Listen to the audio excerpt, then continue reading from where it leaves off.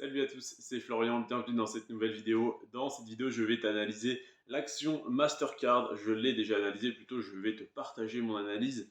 On va commencer par les indicateurs d'analyse fondamentale, puis on va arriver sur des indicateurs un petit peu plus légers à la fin, en commençant par la valorisation de l'entreprise. Et Mastercard, je ne sais pas si tu es au courant, mais c'est une énorme entreprise qui est valorisée plus que Coca-Cola ou encore plus que Nike ou même McDonald's. Mastercard est valorisé à 334 milliards de dollars. Ça ne te dit peut-être rien, alors comparons ça avec McDonald's qui est valorisé à 193 milliards de dollars. Donc 334, c'est énorme, c'est une fois et demie McDonald's. Et c'est une entreprise qui est en pleine expansion, tu vas le voir avec le chiffre d'affaires et le résultat net. J'ai donc pris le chiffre d'affaires et le résultat net en 2018 et en 2022 pour déjà que tu aies les chiffres et pour voir l'évolution. Je t'ai donc évidemment calculé l'évolution en pourcentage de ce chiffre d'affaires sur les 4 dernières années. Au niveau du chiffre d'affaires, il est passé de 15 milliards de dollars en 2018 à 22 milliards de dollars en 2022, ce qui représente une hausse de 47% en seulement 4 ans. Et le résultat net, c'est encore plus impressionnant. Il est passé de 6 milliards de dollars à 10 milliards de dollars, ce qui représente une hausse de 67%, toujours en 4 ans, donc près de 15% par an, un peu plus même de 15% par an annualisé. Donc de 15% annualisé, pardon.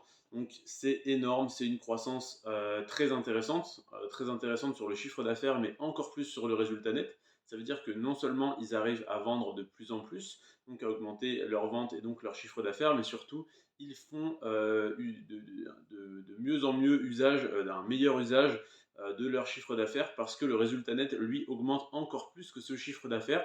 C'est-à-dire que l'entreprise non seulement sait dégager des bénéfices, mais sait dégager du profit, mais également le gérer et donc conserver une très grosse partie des bénéfices.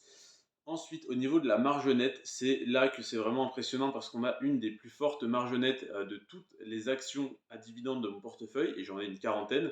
On a une marge nette à 45%. Ça veut dire que quand tu dépenses 1 euro, quand Mastercard te prenne par exemple 1 euro de frais, eh bien il y a 45 centimes, donc 45% de cette somme qui reste dans leur poche à la fin de l'année. Donc une fois qu'ils ont payé tous leurs employés, leurs logiciels, leur matériel, leurs locaux et même les impôts, une fois qu'ils ont tout payé, il leur reste 45% de toutes les sommes qu'ils te facturent. Ça, c'est impressionnant. Et c'est donc une des plus fortes marges nettes de mon portefeuille avec Texas Instruments à 44% qui est juste derrière. Ensuite, on a la croissance du cours de l'action qui est juste hallucinante. En même temps, quand on voit une telle augmentation du chiffre d'affaires et du résultat net, ne serait-ce que sur les 4 dernières années, on peut s'imaginer que la croissance sur 10 ans soit impressionnante et c'est le cas. On est à 593% de croissance sur les 10 dernières années. Autrement dit, l'action a fait presque x7, donc x6,9 sur les 10 dernières années. C'est absolument impressionnant. Autrement dit, sans compter les dividendes, l'action Mastercard, si tu avais investi 100 euros dessus en 2012, eh bien en 2022, tu n'aurais plus 100 euros en portefeuille, tu aurais 693 euros. Donc pratiquement x7 sur ton investissement, sans compter les dividendes, comme je te l'ai dit juste avant. Ensuite, au niveau du PER, c'est là que c'est un petit peu fâcheux. Le PER est très élevé. Pourquoi? Parce que l'entreprise est en pleine expansion, l'entreprise va très très bien, donc les investisseurs se jettent sur ce type d'action et quitte à payer le prix, quitte à les payer trop cher et donc à faire se surévaluer le cours de l'action. Et on a donc aujourd'hui un PER de 35.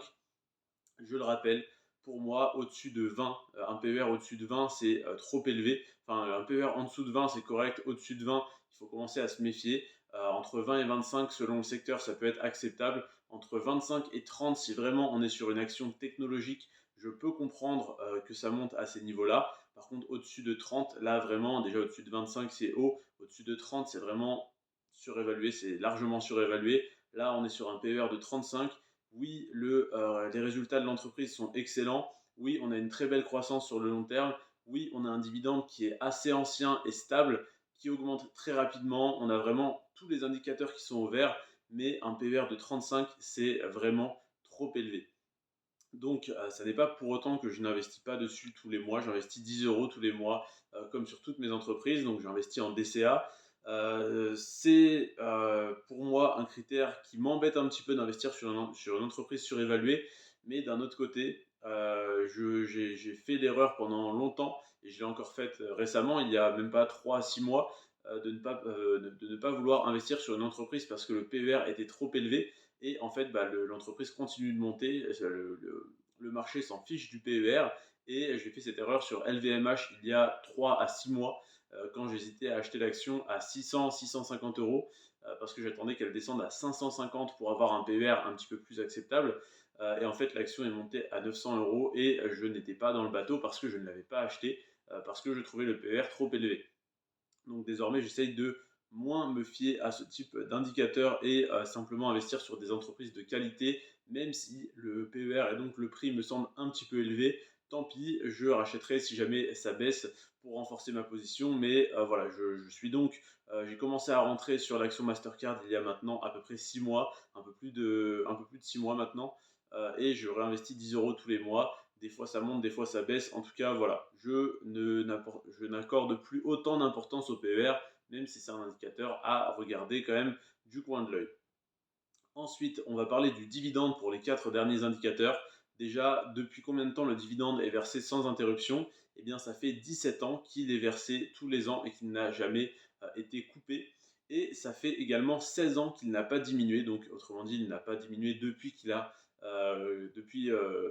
commencé à être versé il y a 17 ans, et depuis donc il n'a pas été coupé.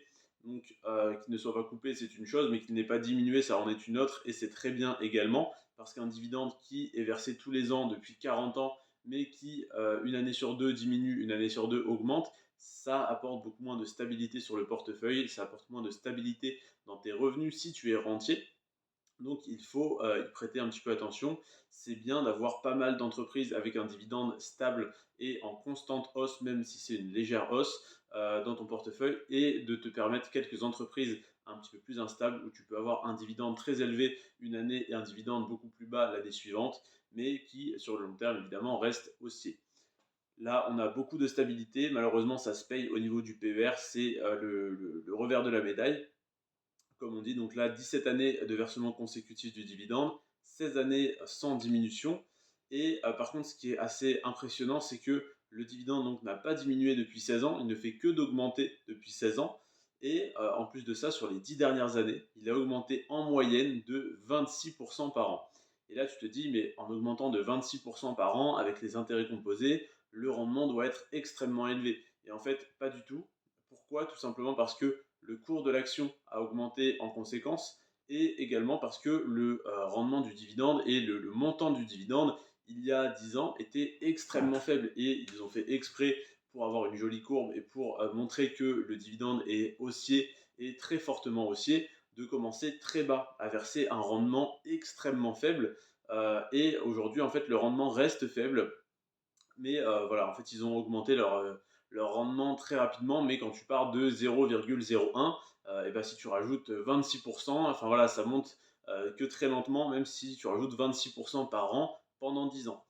Donc aujourd'hui, on a un rendement sur l'action Mastercard qui est à 0,6%. Donc je te le disais, c'est vraiment extrêmement bas.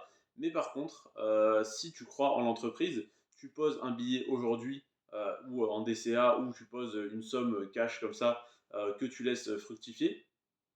Ça peut être intéressant parce que tu peux te retrouver avec une très forte plus-value dans 5 à 10 ans, et tu peux te retrouver avec un rendement extrêmement intéressant parce que maintenant qu'on part de 0,6% de rendement, si le dividende augmentait de 26% par an tous les ans, eh bien ne serait-ce que dans 3 ans, tu aurais pratiquement doublé ton rendement, et ainsi de suite, tous les 3 4 ans, tu doublerais ton rendement. Donc si tu passes de 0,6 à 1,2 à 2,4 à 4,8, eh ben, tu peux avoir un rendement à 5% dans 10 ans, sur ton investissement initial, sur ton investissement que tu aurais fait aujourd'hui. Évidemment, on ne peut pas prédire l'avenir, on ne peut pas savoir ce qui va se passer, si le rendement va continuer d'augmenter, si l'action va continuer de monter, si voilà, le dividende ne va pas être coupé ou diminué.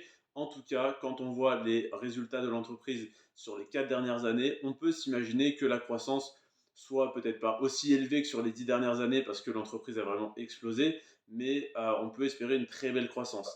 C'est comme pour Tesla, quand tout le monde dit que le plus gros de la croissance de Tesla est passé, certains disaient déjà ça en 2017, 2018, 2019, quand l'action venait de faire x2 en passant, je donne un exemple tout bête, de 5 dollars à 10 dollars. Puis après, elle est passée de 10 dollars à 40 dollars. Ah oui, mais là, l'action, elle vient de faire x4, c'est surévalué, c'est la fin, ça ne montera plus, ça ne peut pas faire plus que x4. Donc maintenant, ça va se calmer, il y aura peut-être du 5-10% par an, mais c'est fini. L'action n'est plus à 40 dollars, mais elle est montée à 100, puis à 200, puis à 300, puis elle est redescendue à 200. Et en fait, on a toujours l'impression d'être trop haut quand on a une action qui vient de monter très fortement. Donc là, avec Mastercard, on a 593% de croissance sur les 10 dernières années. On se dit, bon, bah, ça y est, on est à l'apogée, c'est fini. Mais en fait, pas du tout. Parce que quand on regarde les chiffres sur les 4 dernières années, on voit qu'ils ont augmenté leur résultat net de 67% en 4 ans. Ça veut dire qu'en 6 ans, ils pourraient à peu près doubler leur résultat net. Potentiellement, sur les 5-6 dernières années, ils ont doublé leur résultat net. Qu'est-ce que ça veut dire de doubler son résultat net? Ça veut dire que en général, le cours de l'action a au moins autant de croissance qu'il y a, donc il y a au moins autant de croissance sur le cours de l'action qu'il y en a sur l'augmentation du chiffre d'affaires, du résultat net, et donc voilà des indicateurs de l'entreprise. Quand on a un chiffre d'affaires qui augmente de 10% d'une année sur l'autre pour une entreprise, on a souvent le cours de l'action qui augmente de bien plus que 10%. Donc là, avec une telle augmentation du résultat net sur les 4 dernières années, pareil pour le chiffre d'affaires, on garde une marge nette qui est incroyable, donc ça veut dire que les coûts sont extrêmement bien maîtrisés. Donc pour moi, l'entreprise a encore un très bel avenir, un très beau potentiel, que ça soit du point de vue de la croissance, parce que dans un an ou deux, tu peux déjà avoir fait un x2 sur ton investissement si les résultats financiers ont été très bons, et au niveau du dividende, parce que si tu souhaites conserver cette action à moyen long terme sur 5, 10, 15, 20 ans, ça peut être très intéressant. Tu peux, avec ton prix d'achat actuel que tu peux avoir aujourd'hui, avoir un rendement qui est excellent dans 10, 15 ou 20 ans sur cette action. Comme Warren Buffett a un rendement à plus de 100% sur Coca-Cola, c'est-à-dire qu'il a payé, je donne un exemple, des actions, je ne sais plus le prix, mais admettons qu'il a acheté des actions à 50 centimes l'action. Aujourd'hui, l'action vaut peut-être 70 dollars ou 60 dollars et le dividende de tous les ans est à 70 centimes. Donc ça veut dire qu'il fait plus de 100% de rendement sur son investissement. Donc pour chaque euro investi, il y a, je ne sais plus, 40, 50, 60 ans, aujourd'hui, eh bien, il récupère 1,20 € par an. Donc le rendement peut être excellent sur du long terme sur le dividende et la croissance peut être excellente dans un an, 2 ans, 3 ans, 5 ans, 10 ans. Donc personnellement, Mastercard, c'est une action que je souhaite détenir dans mon portefeuille. J'ai longtemps hésité à prendre soit Visa, soit Mastercard. En fait, les deux actions sont incroyables. Et d'ailleurs, je te présenterai l'action Visa dans la vidéo qui sortira soit demain, soit plus tard. En tout cas, ce sera la prochaine analyse d'action qui sortira. Peut-être pas demain parce que je n'ai pas encore la miniature de cette action et que je ne sais pas si j'aurai le temps d'ici là de te tourner cette vidéo. En tout cas, je fais ce que je peux pour te la tourner dans pas trop longtemps. Mais déjà, tu as l'analyse de Mastercard qui est extrêmement intéressante. Et Visa, l'entreprise Visa ressemble pas mal à Mastercard. C'est exactement le même secteur, hein. C'est à quelques détails près la même chose. Simplement au niveau des chiffres, il y en a une qui a une marge nette plus élevée, une qui a une croissance plus élevée, une qui a un PER plus élevé, plus bas que l'autre. Donc chacune a ses avantages, ses inconvénients.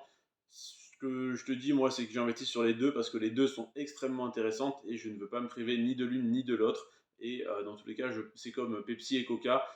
Au début, j'investissais sur les deux. Maintenant, je n'investis plus que sur Coca parce que je trouve que Coca est vraiment largement au-dessus. Là, pour Mastercard et Visa, je ne trouve pas qu'il y en ait une qui soit vraiment au-dessus de l'autre et qui puisse écraser l'autre. Donc, je pense qu'il y a de la place pour les deux et je souhaite rester investi sur les deux, peu importe s'il y en a une qui fait x2, l'autre qui fait x8. Et j'aurais dû tout poser sur celle qui fait x8, mais je ne pouvais pas savoir, je ne peux pas savoir à l'heure actuelle ce qui va se passer et je pense que les deux vont très bien performer. Donc, je te présenterai l'action Visa dès que j'aurai le temps de faire la miniature, de te tourner la vidéo, de te la publier, etc. Déjà, je suis content si cette vidéo a pu te plaire, si tu es encore là à ce moment-là à 14 minutes 27 de vidéo, c'est que tu as été intéressé. Je suis très content que c'était le cas. N'hésite pas à le manifester avec un pouce bleu, un commentaire, un like, un abonnement, tout ce que tu veux. Et n'hésite pas à venir m'en parler si tu as des questions, soit en commentaire de cette vidéo, soit sur le groupe Telegram en deuxième lien dans la description. Je te remercie en tout cas d'être resté jusqu'à la fin de cette vidéo. C'est un énorme soutien pour moi. C'était Florian. Sur ce, prends soin de toi et de tes finances et peut-être à demain si je trouve le temps de tourner la vidéo sur Visa. C'était Florian, ciao.